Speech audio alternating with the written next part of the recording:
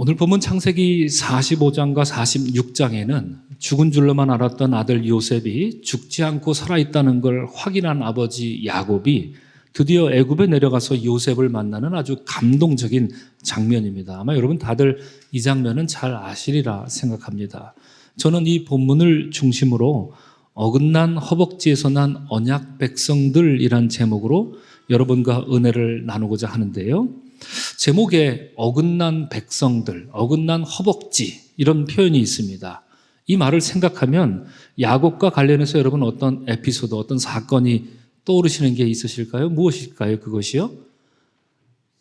그렇습니다. 예, 하나님과 씨름한 사건입니다. 야복강에서 하나님과 씨름한 그 사건이 떠오를 것입니다. 창세기 32장을 보면 형 에서에게 죽을까 두려워서 야복강을 건너지 못하는 야곱에게 느닷없이 하나님이 나타나셔서 그의 삿발을 붙잡고 씨름을 걸어옵니다. 그 장면을 성경은 묘사하기를 그가 야곱의 허벅지 관절을 치매 야곱의 허벅지 관절이 그 사람과 씨름할 때에 어긋났더라 이렇게 말합니다. 여러분 여기서 화면에 제가 써놓았지만 허벅지를 뜻하는 이 히브리어는 예레크라는 말입니다. 우리 한번 따라할까요? 예레크. 여러분 그렇습니다. 중요한 말이라서 우리가 히브리어 단어까지 기억할 필요는 없지만 이 45장, 46장에서 창세기 전체에서 아주 중요한 말이라서 조금 더 설명을 드리면 옆에도 써놓았던 것처럼 이 단어는 허벅지, 허벅다리 혹은 허리 혹은 번역에 따라서는 남성의 생식기 부위를 의미하기도 합니다. 이처럼 허벅지가 어긋난 야곱이 똑바로 걸을 수 없어서 성경이 이런 말을 하죠. 그가 분예를 걸을 때 허벅다리로 말미암아 어떻게 했더라? 절었더라 이렇게 말하죠. 그때도 역시 허벅다리가 바로 예레크라는 말입니다. 여러분 고대 농경사회에서 허벅다리 혹은 허리, 허벅지 이게 고장나는 것은 아주 치명적인 일입니다. 밖에 나가 일하기 어려운 것은 생존과 직결된 문제이기 때문에 그렇죠. 그러므로 어긋난 허벅지, 오늘 설교 제목에 나와 있는 이 어긋난 허벅지는 야곱의 연약함, 야곱의 부족함, 그리고 야곱의 결핍을 상징합니다. 그런데 창세기 35장을 보면 하나님이 베델에서 야곱을 축복하시는 장면이 나오는데요. 그 축복하는 내용이 참으로 역설적이면서도 아주 경이롭습니다. 실로 놀랍습니다. 창세기 35장 11절은 이렇게 말합니다. 하나님이 그에게 이르되 나는 전능한 하나님이라 생육하며 번성하라 한 백성과 백성들의 총회가 내게서 나오고 왕들이 내 허리에서 나오리라 이렇게 말합니다. 화면에 써놨지만 이 허리가 바로 우리가 방금 전에 따라했던 예레크 그러니까 허리, 허벅지, 허벅다리 다 같은 의미입니다. 바로 거기서 그죠?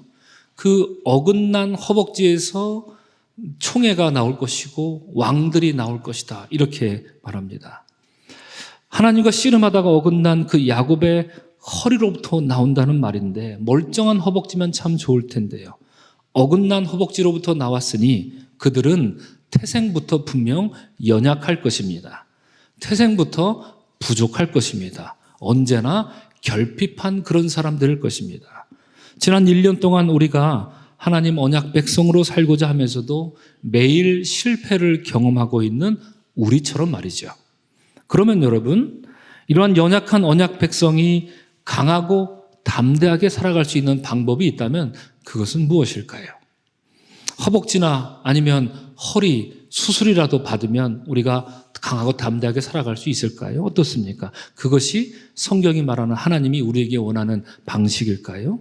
이런 점에서 저는 오늘 본문 말씀을 통해서 어긋난 허벅지에서 나온 연약한 백성들과 함께 하시고 우리가 약할 때 우리의 강함이 되어주시는 하나님의 능력에 대해서 함께 은혜를 나누고자 합니다. 지난 2021년에 출간되었다가 올해까지 꾸준히 많은 독자에게 사랑받고 있는 긴 밤이라는 아동소설이 있습니다. 이 작품은 얼마 전까지 총 50만 부 이상 팔릴 정도로 한국 출판업계에 있어서는 아주 신기록을 지금 수립하고 있는 중인데요. 어린이는 물론이고 전 세대에 걸쳐서 많은 독자에게 사랑받고 있는 책입니다. 책의 내용은 아주 단순합니다. 소설에는 노든이라고 하는 콧불소와 뿔이 잘려있죠. 화면에 보시는 것처럼. 치쿠라는 이름의 아주 작고 귀여운 펭귄이 주인공으로 나옵니다. 주인공 노드는 뿔이 잘려나갔다 하는 것에서 암시하는 것처럼 인간에게 학대를 받아서 인간에게 굉장히 화가 많이 나 있는 그런 상태입니다. 큰 상처를 받고 동물원을 탈출한 콧불소인데요. 그렇게 탈출해서 길을 가다가 바로 저 펭귄 치쿠를 만나서 둘이 함께 바다를 찾아 떠나는 그런 내용을 다루고 있습니다. 여러분, 세상에 마치 둘만 존재하는 것처럼 노든과 치쿠는 서로를 의지한 채 여행하면서 소설 제목처럼 긴 밤을 보내고 또 보냅니다. 때로는 무섭고, 때로는 불안하고, 때로는 막막하기만 했던 긴 밤이었지만 그 긴 밤을 통과해서 저들은 마침내 바다에 도착하게 됩니다. 콧불소 노든과 펭귄 치쿠가 긴 밤을 보내며 나누는 대화가 너무나도 아름답고 너무나도 깊고 사랑스러워서 이 많은 독자들의 마음을 사로잡았던 것입니다.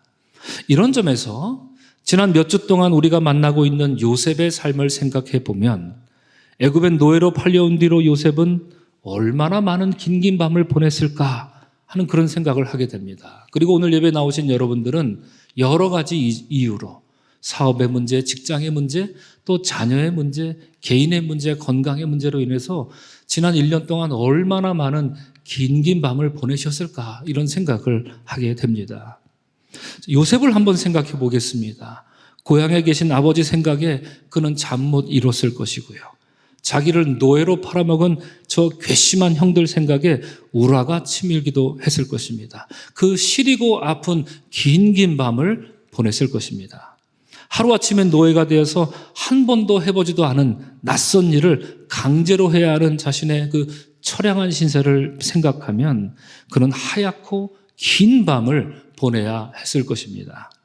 여러분, 이런 긴 밤은 누구에게나, 오늘 예배하는 누구에게나, 목사라서 저는 예외일 것이다, 그렇지 않습니다. 누구에게나 예외 없이 찾아오지만 그 긴 밤을 보내는 방법은 딱 두 가지밖에 없습니다.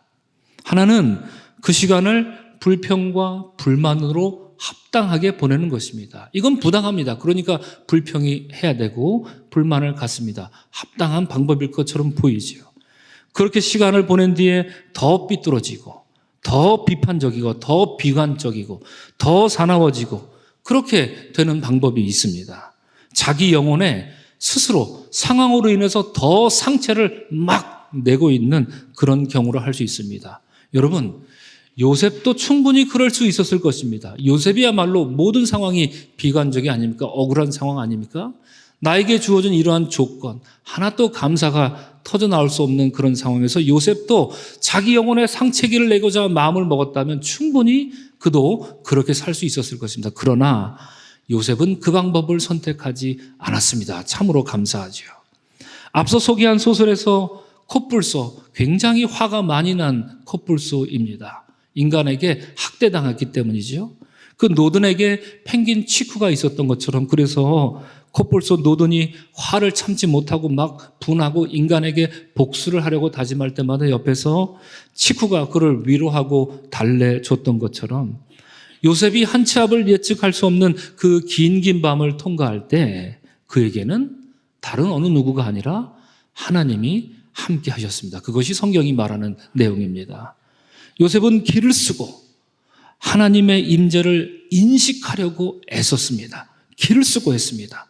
하나님 나와 함께 하시니 나도 하나님과 함께 하리라. 다짐하고 또 다짐하면서 애굽에서 살았을 것입니다. 자신의 신세가 아무리 비참하고 처량해도 하나님은 지금 나와 함께 하신다. 지금 이 비참한 나의 상황에, 지금 막막한 나의 상황에 바로 지금 하나님이 나와 함께 하신다.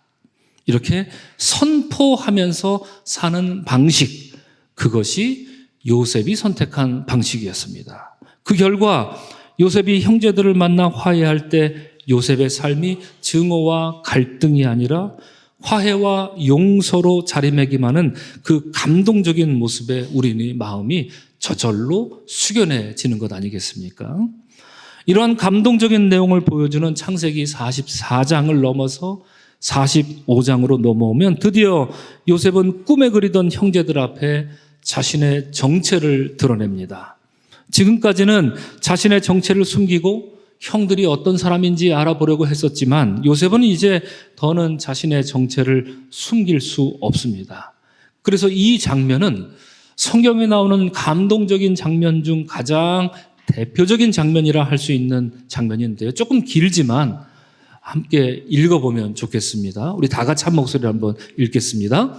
요셉이 시종하는 자들 앞에서 그 정을 억제하지 못하여 소리질러 모든 사람을 자기에게서 물러가라 하고 그 형제들에게 자기를 알리니 그때 그와 함께한 다른 사람이 없었더라.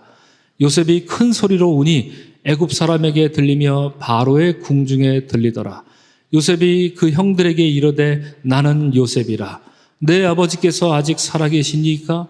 형들이 그 앞에서 놀라서 대답하지 못하더라. 요셉이 형들에게 이르되 내게로 가까이 오소서. 그들이 가까이 가니 이르되 나는 당신들의 아우 요셉이니 당신들이 애굽의 판자라. 당신들이 나를 이곳에 팔았다고 해서 근심하지 마소서.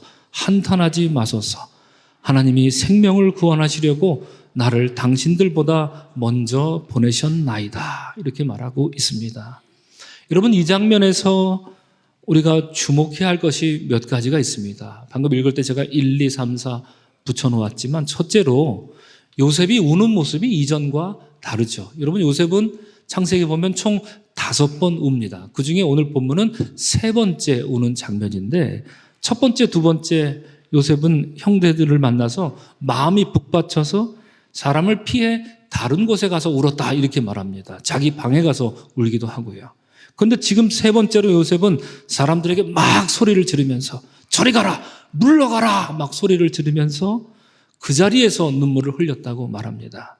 다른 방으로 피하고 자시고 할 그럴 여유조차도 없었던 요셉은 이전과 비교할 수 없는 그 마음에 폭풍 눈물이 마구 쏟아졌다 하는 것을 알 수 있습니다.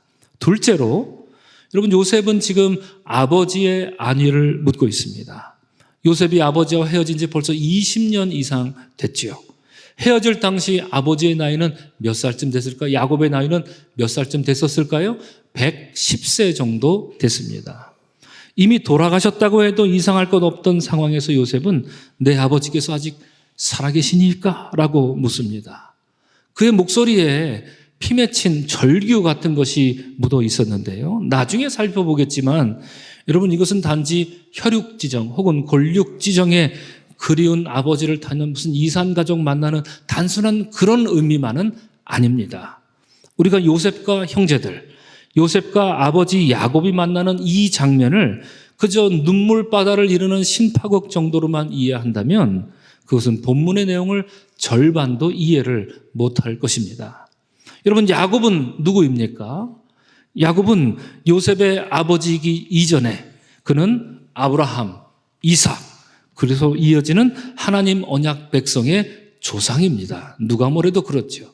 그러므로 요셉이 야곱을 찾고 그를 만나려 하는 것은 이제 요셉과 그의 형제들이 이후에 언약 백성의 후예로 자리매김할 것을 예표하고 있는 그런 본문이라 할 수 있습니다. 자, 그리고 세 번째로 요셉은 과거에 형들이 행한 일을 가감없이 말합니다. 숨기거나 덮어주거나 하지 않았습니다. 일어난 일은 일어난 일이다. 숨기지 못합니다. 복수, 불수라고 했지요. 엎지른 물은 다시 담지 못하는 게 현실입니다. 형들이 요셉을 노예로 판 일은 그것이 실수였든 뭐가 됐든 피해 당사자인 요셉이 용서하기 전에는 그대로 남는 것이지요. 그러므로 이러한 일을 당한 요셉의 반응에 우리의 귀추가 주목됩니다. 이런 점에서 마지막 넷째로 요셉은 자신에게 일어난 불행을 자기의 눈이 아니라 하나님의 눈으로 해석하는 이 장면에 우리의 가슴이 뭉클해지지요. 요셉은 이렇게 말합니다. 하나님이 생명을 구원하시려고 나를 당신들보다 먼저 보내셨나이다. 여러분, 이 말을 우리가 정확히 이해해야 합니다. 얼버무리면서 이해할 필요가 없습니다. 이 말은 여러분, 어느 날 갑자기 하나님이 요셉에게 나타나셔서 요셉아, 사실 말이지 내가 많은 생명을 구하기 위해 너희 형제들을 시켜서 너를 애굽에 팔아먹게 했노라. 무슨 이런 말씀을 하셨다는 얘기가 아닙니다, 여러분. 이런 얘기가 아닙니다. 요셉이 이렇게 생생하게 고백할 수 있었던 것은 그 처참하고 그 견딜 수 없는 긴 밤을 보낼 때 그는 함께 하시는 하나님을 정말로 만난 겁니다. 이로써 요셉은 자신이 처한 상황이 아니라 불합리하고 부당하고 억울한 자기 상황을 이렇게 바라보는 게 아니라 그 힘겨운 상황을 함께 바라보시는 하나님의 마음, 그가 당한 그 부당함을 모든 걸 다 아시면서 그가 지금 그가 애굽에 있는 그 요셉을 있는 그대로 바라보시는 하나님의 마음과 그 계획에 골똘했던 것입니다. 절대로 요셉은 그 상황에 골똘하지 않았습니다. 그것이 지난주 우리가 살펴본 요셉의 형통, 그 형통의 비결이었던 것이지요. 이처럼 감동적으로 형제들과 화해한 요셉은 집착이라도 하는 것처럼 아버지를 연고 붙였습니다. 형님들, 속히 지체 말고 아버지를 내게로 데려와 주시오, 이렇게 요청하고 있습니다. 그래서 이어지는 45장 9절과 11절을 보면 단 3구절에 요셉이 아버지를 9번이나 부를 정도입니다. 이후 이야기는 아주 빠르게 진행되어서 형들은 다시 가나안에 올라가서 아버지 야곱에게 요셉이 살아있고 그가 애굽 총리가 되었습니다, 이 사실을 야곱에게 전합니다. 그 믿을 수 없는 말을 듣고 아니나 다를까 야곱은 처음에는 믿지 못하였다가 드디어 믿게 됩니다. 20년 전 죽을 줄만 알았던 아들 요셉이 살아있다, 이것이 믿어졌던 것이죠. 이처럼 감격하는 야곱의 심경에 대해서 성경은 말하기를 이렇게 말합니다. 이스라엘이 이르되, 즉 야곱이 이르되 조카도다. 내 아들 요셉이 지금까지 살아있으니 내가 죽기 전에 가서 그를 보리라, 이렇게 말하고 있는 것이지요. 자, 오늘 우리가 함께 읽은 본문은 바로 이러한 야곱의 말에서 이어지는 본문입니다. 야곱, 곧 이스라엘은 모든 소유를 이끌고 가나안을 떠나 그리운 아들 요셉이 있는 애굽으로 향합니다. 그래서 본문 1절을 보면 그 길에 애굽으로 가던 중 야곱은 브엘셰바에 이르러서 그의 아버지 이삭이 하나님께 희생제사를 드렸다고 성경이 이렇게 말하는데요. 여러분 여기서 한번 확인해 보도록 하겠습니다. 여러분 기억하고 계신가요? 언약 백성의 조상으로서 야곱의 여정은 어디서 시작해서 어디서 완성된다 우리가 그동안 나누었습니까? 브엘셰바에서 브엘셰바입니다. 야곱은 브엘셰바에서 태어나서 하나님의 언약을 최초로 받았고 마지막 언약을 브엘셰바에서 다시 받습니다. 그러므로 야곱은 반드시 브엘셰바를 떠나야 했고 반드시 브엘셰바로 돌아와야 했던 것이지요. 여기서 브엘셰바에서 하나님은 야곱의 환상 중에 나타나십니다. 그리고 그에게 위대한 언약을 주십니다. 우리 3절과 4절을 다 같이 한 목소리로 읽겠습니다. 시작. 하나님이 이르시되 나는 하나님이라 내 아버지의 하나님이니 애굽으로 내려가기를 두려워하지 말라. 내가 거기서 너와 큰 민족을 이루게 하리라. 내가 너와 함께 애굽으로 내려가겠고 반드시 너를 인도하여 다시 올라올 것이라 말합니다. 여러분 기억하십시오. 이것이 하나님이 야곱에게 준 마지막 언약입니다. 하나님이 애굽까지 함께 가겠다. 와, 이렇게까지 야곱을 위로하며 권면하고 있습니다. 실로 놀라운 약속입니다.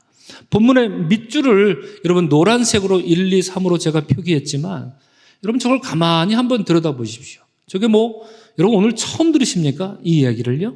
그렇지 않죠. 어디선가 분명 들었습니다. 오래전 야곱이 베델에서 돌베개를 베고 잠들었을 때 하나님이 꿈속에 나타나서 그에게 주셨던 베델 언약, 이 언약과 오늘 브엘셰바의 마지막 언약은 판박입니다.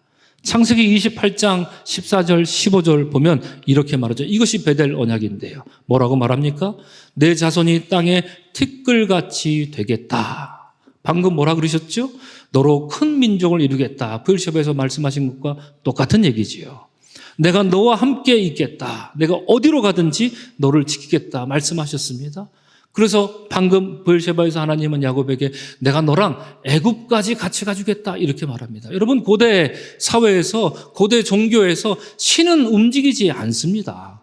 사람들이 신을 찾아가는 것이지 신은 사람들을 따라가지 않습니다. 그런데 이 어리석은 야훼 하나님은 야곱아, 네가 가는 곳까지 내가 따라가 주겠다. 지금 이렇게 말씀하고 있는 것이 실로 놀라운 하나님의 선포입니다. 그리고 너를 이끌어서 이 땅 가나안으로 반드시 돌아오게 하겠다. 이렇게 약속합니다. 지금 부엘셰바에서 야곱에게 주신 하나님의 언약은 생경한, 듣도 보도 못한 처음 주는 그런 언약이 아니었던 겁니다. 보시는 바와 같이 하나님은 그 옛날 베델에서 주신 언약을 지금 부엘셰바에서 다시 갱신해주고 있는 것이지요. 이렇게 부엘셰바에서 언약을 갱신한 야곱은 그 명령에 복종하여서 자손들을 한 명도 빠짐없이 모두 데리고 애굽으로 갑니다. 애굽에 내려간 야곱 자손의 그 명단이 여러분 46장을 살펴보면 우리가 다다음 주 새벽 기도 때 살펴볼 본문 내용이지만 그 명단이 주르르 이어서 나옵니다. 오늘 함께 읽은 본문 27절을 보면 그 자손들의 숫자, 애굽으로 들어간 자손들의 숫자를 총 몇 명이라고 얘기하죠? 70명이라고 합니다. 우리가 반드시 기억해야 할 숫자입니다. 그러니까 오늘 설교 제목에 따르면 여러분, 어긋난 허벅지에서 난 언약 백성들의 숫자는 총 몇 명입니까? 70명이 되는 겁니다. 그들은 강하고 담대한 자들하고는 거리가 멉니다. 그들은 혼자 놔두면 금세 토라지는 사람들입니다. 그들은 혼자 놔두면 금세 죄에 빠지고 불평하고 불만만 늘어놓는 사람들입니다. 어긋난 허벅지에서 태어난 사람들은 불완전하고 한 사람들이었기 때문이지요. 이후로 야곱과 그의 가족은 애고에서 400년이라는 그야말로 긴긴 밤을, 또 다른 긴긴 밤을 보냅니다. 그 400년의 긴긴 밤이 흘러 방금 확인했듯이 하나님은 부엘셰바에서 주신 내가 너를 이끌어 이 땅으로 돌아오게 하리라, 가나안으로 돌아오게 하리라 하는 이런 언약의 말씀을 주신 것처럼 자신의 백성들을 애굽에서 구출을 하여서 다시 언약의 땅 가나안으로 데려가시고자 저 위대한 구원 사건을 일으킵니다. 그 사건이 이름하여 무엇입니까? 출애굽 사건이 되는 것이지요. 비록 저들은 어긋난 허벅지에서 태어난 자답게 40년 광야 생활 내내 그 출애굽의 놀라운 구원을 경험하고도 40년 내내 끊임없이 또다시 불평하고 불만을 토로했지만 여러분, 하나님은 그 모자란 사람들, 그 아둔한 사람들, 그 뻗센 사람들, 그 목이 굳은 당신의 백성들을 끝끝내 언약의 땅 가나안으로 이끌어 주셨습니다. 그것이 출애굽기의 내용이 됩니다. 오늘 이 예배 나오신 사랑하는 성도 여러분, 오늘 우리는 어긋난 허벅지에서 난 언약 백성들이라는 제목으로 지금 말씀을 나누고 있습니다. 원래 야곱의 이 어긋난 허벅지에서 난 자들은 원래 몇 명입니까? 그의 12아들이 의미하는 것처럼 12명인 줄 알았습니다. 그게 전부인 줄 알았습니다. 이후 그들은 우리가 알다시피 12지파의 원형이 됩니다. 나중에 요셉의 두 아들이 이제 들어오긴 합니다만, 그런데 야곱의 어긋난 허벅지에서 난 자들이 12명이 다인가 보다 이렇게 생각하고 있을 쯤에 오늘 본문은 느닷없이 12명이 아니라 70명인 걸 기억하라. 우리에게 지금 그 얘기를 들려주고 있는 것입니다. 하지만 분명한 것은 그들이 12명이건 무슨 70명이건 그들은 모두 연약하고 철딱선이 없고 허물 많은 사람들이었습니다. 그럼에도 불구하고 하나님은 야곱의 어긋난 허벅지로부터 나온 자들과 언약을 새롭게 세워주셨고 갱신해 주셨고 피차 그들을 화해시켜 주셨고 그들로 하여 언약의 땅 가나안에 들어갈 언약 백성으로 삼아 주셨던 것입니다. 그것이 오늘 본문의 내용입니다. 사랑하는 성도 여러분, 우리가 알다시피 우리 주님 예수께서는 갈릴리에서 몇 명의 제자를 부르셨습니까? 12명의 제자를 부르셨습니다. 12명의 면면을 한번 들여다 보십시오. 누구 하나 제대로 된 사람이 있습니까? 없습니다. 저들은 모두 다 천방지축이었고 의심이 많았고 성질도 급했습니다. 주님 말씀을 이해하는 데는 더뎠습니다. 아무리 알려줘도 알아듣질 못했습니다. 복종에는 어땠습니까? 복종에는 마치 염소처럼 고집을 부리기만 합니다. 절대 꺾이지 않을 것 같은 그런 제자들 우리가 만나게 됩니다. 주님을 배신할 때는 어떻습니까? 와, 바퀴벌레처럼 흩어졌지요. 전광석화처럼 말입니다. 그야말로 이 12를 생각하면 어긋난 허벅지에서 난 자들이었습니다. 그러나 주님은 그처럼 부족한 이 12 제자가 뭐가 그리 좋으셨는지 누가복음 8장을 보면 예수께서는 어딜 가시든지 12 제자를 데리고 다니셨습니다. 말씀해 주시고 또 말씀해 주시고 훈련시켜 주셨습니다. 예수께서는 마지막 순간까지 그들을 보호하셨고 어리석고 모자란 그들에게 하나님 나라를 전할 사명을 부여하신 이 위험천만한 모험을 감행하셨던 것입니다. 그것이 예수님이 제자로 부르신 사건이었습니다. 자, 그런데 여러분, 누가복음 10장에 보면 예수님의 제자가 12 말고 70명이 더 있다. 누가복음은 우리에게 이렇게 말해줍니다. 본문은 말하기를 따로 70인을 세우사 추수할 것은 많은데 일꾼이 적으니 나를 보내주소서 하라. 이렇게 성경이 말하고 있습니다.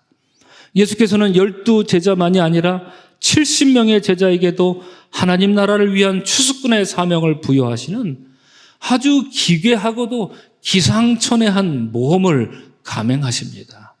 하지만 예수님의 제자가 12이건 70명이건 그들은 모두 여전히 연약하고 부족하고 허물투성이인 자들임에 분명합니다.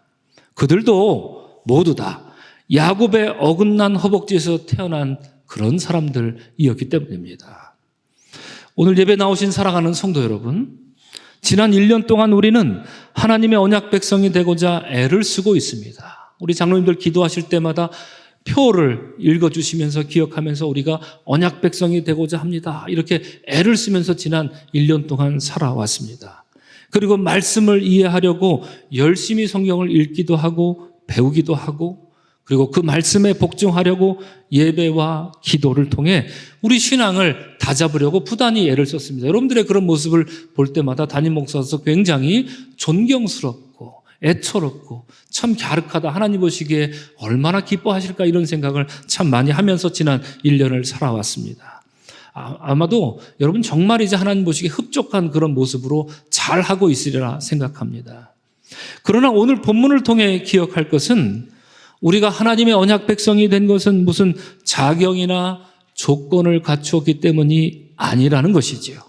오히려 어긋난 허벅지에서 나온 연약한 존재들이기 때문에 그만큼 볼품없는 존재인 것이, 그리하여 은혜 아니면 살 수 없다는 것이 언약 백성의 조건이라면 조건이라 할 수 있을 것입니다. 그렇다면 여러분, 이러한 어긋난 허벅지에서 나온 연약한 우리가 온전해지고 강해질 방법은 무엇입니까? 어떻게 하면 우리가 온전한 주의 백성, 온전한 언약 백성이 될 수 있겠습니까? 로마서 5장에서 바울은 이렇게 얘기합니다. 우리가 아직 연약할 때의 기약대로 그리스도께서 경건치 않은 자들을 위해 죽으셨도다 말합니다. 또한 고린도후서 12장에서 바울은 이렇게 고백합니다. 나의 약한 것들에 대하여 자랑하리니 이는 그리스도의 능력이 내게 머물게 하려 함이라. 이는 내가 약할 그때에 곧 강함이라 말하고 있습니다. 우리 그리스도인으로서 우리가 강해질 수 있는 방법은 우리 자신이 아니라는 것이죠. 그리스도 안에 거할 때 그분을 신뢰하고 온전히 그분만을 의지할 때 우리가 강해질 수 있다 하는 사도 바울의 권면이었습니다. 이와 관련해서 독일의 디트리 보네퍼 목사님은 연약한 모든 그리스도인의 삶에 지침이 될 만한 그런 말씀을 주십니다. 이렇게 말합니다. 승리하려 하지 말고 그리스도의 승리를 신뢰하십시오. 우리 한번 다 같이 한번 읽어볼까요? 시작. 승리하려 하지 말고 그리스도의 승리를 신뢰하십시오. 그렇습니다. 우리는 우리 스스로 승리하려 하고 우리 스스로 쟁취하려 하고 우리 스스로 뭔가 이루려고 합니다. 그러나 그것은 보네본 목사님의 설교도 그렇지만 하나님의 언약 백성으로서 마땅한 방법이 아니었습니다. 그 대신 지금 나를 바라보시는 하나님을 더 신뢰하는 것, 이런 연약하고 부족한 나에게 여전히 은혜를 베푸시는 그리스도를 더욱더 신뢰하는 것, 나의 상황과 나의 조건이 아무리 불합리하고 그래서 타개할 그 어떤 조건도 보이지 않는다 할지라도 이런 상황을 바라보시며 반드시 승리하실 그리스도의 승리를 신뢰하는 일, 그것이 언약 백성이 강해질 수 있는 유일한 길인 줄로 믿습니다. 사랑하는 성도 여러분, 어긋난 허벅지에서 나온 언약 백성이 강해질 방법은 유일합니다. 단 하나밖에 없습니다. 우리가 강해지는 게 아니라 그리스도의 강함을 온전히 신뢰하는 것입니다. 우리가 승리하려 아등바등하지 않고 그리스도의 승리를 믿고 선포하는 것입니다. 요셉이 그랬던 것처럼 말입니다. 그리스도의 승리를 입으로만 아니라 참으로 믿고 사는 것입니다. 요셉이 그랬던 것처럼 말입니다. 우리가 약할 때 주님이 우리의 강함이 되어주시기 때문이죠. 이러한 믿음으로 이제 얼마 남지 않은 2024년을 끝까지 생명의 영으로 하나님의 언약을 살아내는 여러분의 삶이 되기를 주님의 이름으로 간절히 축원합니다. 그래서 약할 때 강함이 되어주시는 주님이 여러분의 삶의 모든 구석구석, 모든 문제마다 어루만져 주시는 그런 은혜가 철철 넘치시는 여러분이 되시기를 주 이름으로 축원합니다. 아멘.